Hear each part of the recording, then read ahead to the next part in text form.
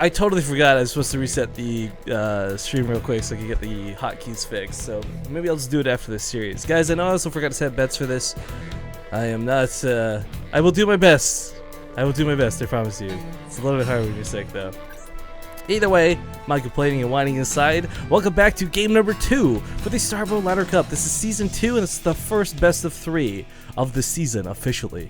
And spawning here in the top right corner of the map, with our team, it is the red Terran player, Dirtybag.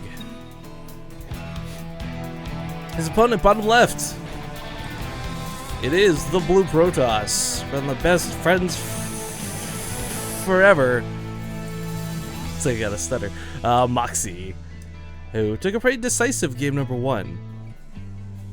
Now, one of the big things. Wait, I have ref? Oh, I don't know. What's this here? What's he talking about? Whatever. Anyways. Sorry. It's kind of interesting. Like, the way Moxie played that game out versus the way Dirtybag played that game out. I mean, Dirtybag was playing a standard way to play Terran and Star, but the way we've seen played throughout the majority of Season 1 TVP. Moxie, though, was the one who took that extra step. Going for the Arbiters, dealing with the harass. I mean, those Vultures could have, should have, and would have done way more damage to him had he been less prepared, had he reacted poorly. I mean, you don't really have a photon overcharge in this. There's no mothership core. There's no easy way to defend against it. So, the harass from Dirtybag was good. I give him a thumbs up, but Moxie just defended a little bit better. Now, if you guys are tuning in just now for the first time, if you're like, WTF is Starbow, again, I'll stress that A, it's free. This is really important. You can play this without owning StarCraft 2, Heart of the Swarm, so you can play this for free through the StarCraft 2 arcade. But also, it's a game that's slightly different than regular StarCraft. They've embraced Brood War elements, they've brought back flavors of the past, they've resurrected some units, and removed some new ones. I mean, again, there's no reactors for Terran players, but there's also no more Marauders. You might think like, wow, they're just, you know, snipping off and neutering the Terran players' balls here, but quite frankly, a lot of other things have changed to make this race a little bit more dynamic, a little more interesting. But I didn't get to see any use of it last game, and I doubt we will this game because, I mean, Bio was just an impossibility versus Protoss in Season 1. I don't imagine that's changed too much here with the leading into Season 2, but they did make it so medics are a little bit more effective, a little bit better. Their Matrix is actually, the defense Matrix skill they get doesn't cost an arm in the leg. But this time too, it's worth noting Dirtybag not forced into an awkward scenario from a proxy gateway opener. So we'll see if he actually gets to play a little bit more freely. Perhaps he had planned to do some sort of weird bio play, but was stinted off because of that. But nope, just goes to the tech lab to get a siege tank out a little bit quicker. Darn it, I was kind of hoping for more. It's always so funny too, one of the biggest changes in Starbow for Protoss that I always see is like, you're not used to the Nexus not being able to chrono boost right off the bat. You actually have to like get buildings up to build the Cadrian Crystal. I think it's like a gateway, right? I think it's just gateway, I don't think you do the cyber core. But the Cadrian Crystal is what gives the Nexus energy to do things like overcharge. Or chrono boost, I should say. Sorry, overcharge is for Terran. But the Nexus has another cool ability in Starbow. But hold on, we'll talk about that in a moment. We got a very early push, but one that's... Wait, he's not gonna kill this out? I thought he was gonna kill this out with the Vulture, which just goes for the probe line instead. I don't know, this was awkward. This is like asking my first girl out on a date awkward. Okay, whatever, he's gonna be chased back. He should be able to hold against this small counter push with his own production. I mean, you really don't need a lot with some spider mines mixed into the mix here. If he loses that second Vulture, it's going to be very sad, as again it comes loaded with 3 spider mines, something that's a little bit essential to use. But this is a very quick third coming out of Dirtybag. Perhaps upset, perhaps grumpy that he couldn't get this one last game, but we'll go for it very quickly this game. Still yet to see further tech come out of this. I mean, one of the big problems of the last game too, let's not forget, was his engineering bay was really late, so he wasn't able to get the lighter transmitter upgrade to make it so scans were free. DTs were a bit of a problem. They didn't end the game, but they were certainly a nuisance. They'll never really break through what spider mines that they do detect, but I mean, it's still better to scan and see them and pick it off with a Vulture than actual disposable units like, say, spider mines. That's a hell of a lot of gateways coming down, though. There's a Twilight Council mixed in with this, so we'll see just which direction this is going to head But unless he's got a pretty healthy siege tank count up off 2 bases, Moxie's going to produce a hell of a lot of Dragoons. Now, he does have that Singularity Charge upgrade, guys. This makes it so the Dragoons have a little bit more range. And these units are hardy fighters. They got quite a bit of damage on them. And quite a bit of range to mix in, too.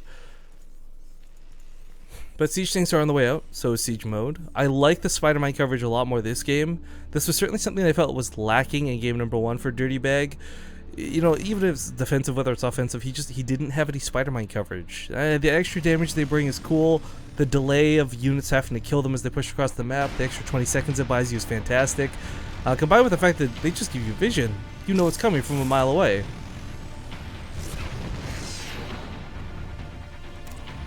Oops, sorry, wrong hotkey.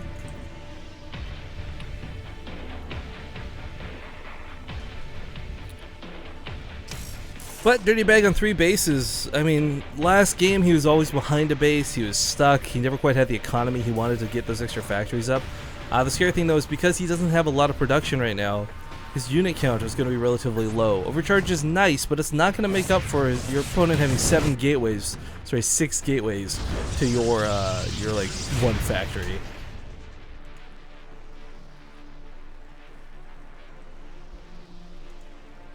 Spider mines will cover for a little bit. I mean, the really nice thing about Starbow, and this is part of why I really enjoy watching it, is it's got a bit of a slower start. You're not really going to see the armies colliding this early. Oh my god, so many scans going off right now. You're not really going to see the armies colliding head on until about now, to the 10-minute mark. You know, there's no 6-minute push with Reapers or Speedlings or anything. But once it gets going, it's typically a bit of a tug-of-war, a bit of a back and forth and a constant struggle. But a couple of these spider mines getting some decent hits off. Nothing too crazy, but it buys a lot of time. However, not a lot of siege tanks, and this is what I was talking about before. The production, I think, is going to be very problematic. Zealots with those leg enhancements rushing across the map. There's just not enough to defend against this.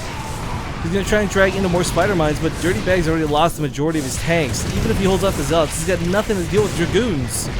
This is where a lot of this is going to fall apart for him. His production took too long to get going. He never scouted those extra gateways.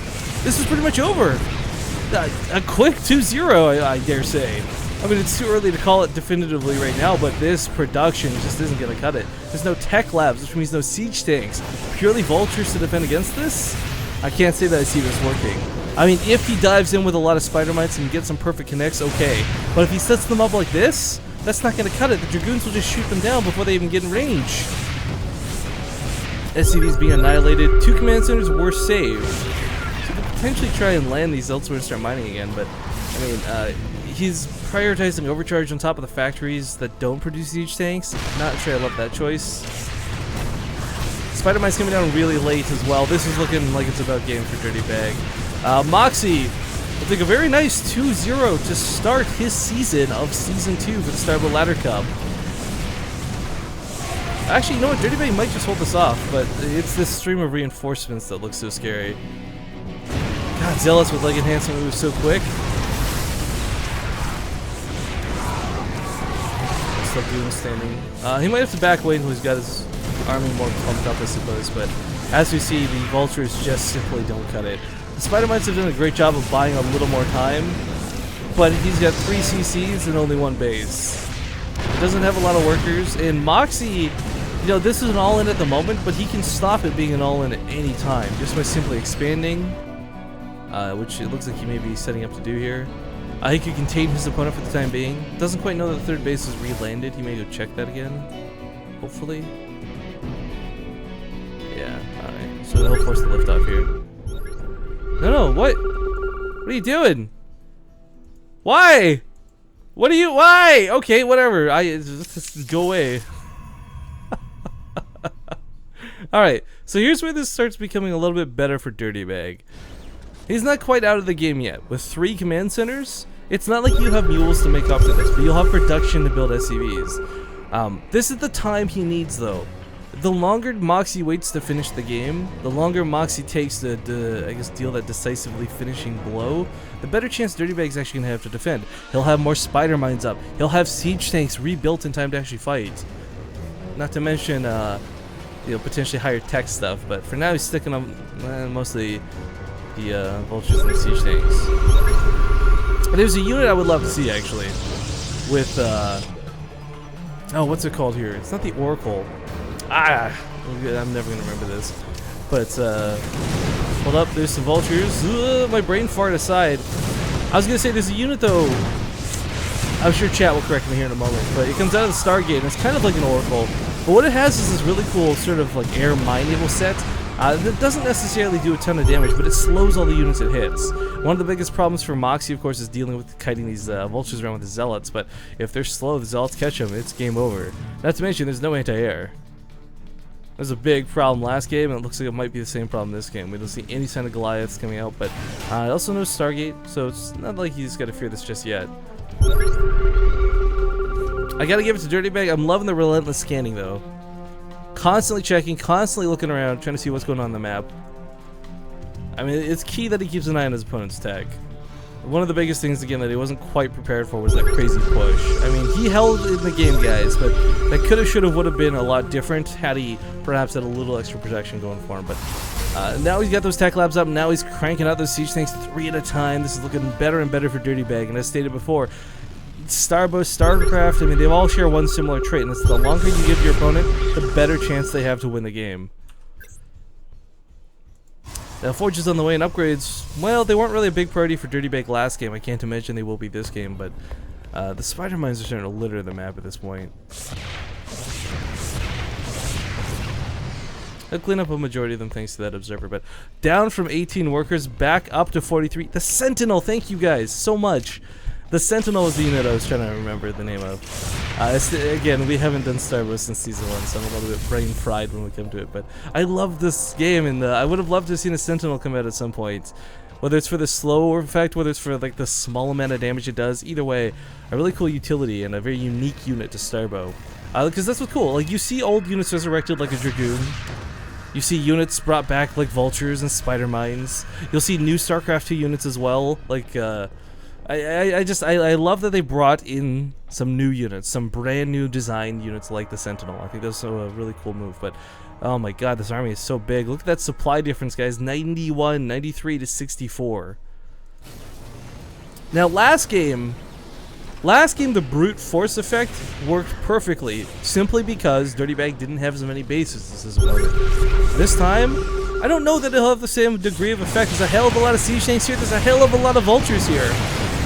There's still a lot of spider mines that never got utilized. I'm not sure I love that choice, but ducking in and out of this, just trying to soak some of the hits, trying to keep the Dragoons from advancing forward, acting like a physical force field through a unit, but like I said, brute force might just be the key here. There's a lot of Dragoons still standing and most of the siege tanks either on cooldown or dead. The Vultures are also going to go down here in a moment's time. Dirtybag's got some pretty decent production, though. As stated before, 3 siege tanks at a time might be what he needs to hold this. But the third base can go down absolutely without question. GG tapping out of this. Moxie will, as predicted, a little bit too early in the game perhaps, but still 2-0 his opponent.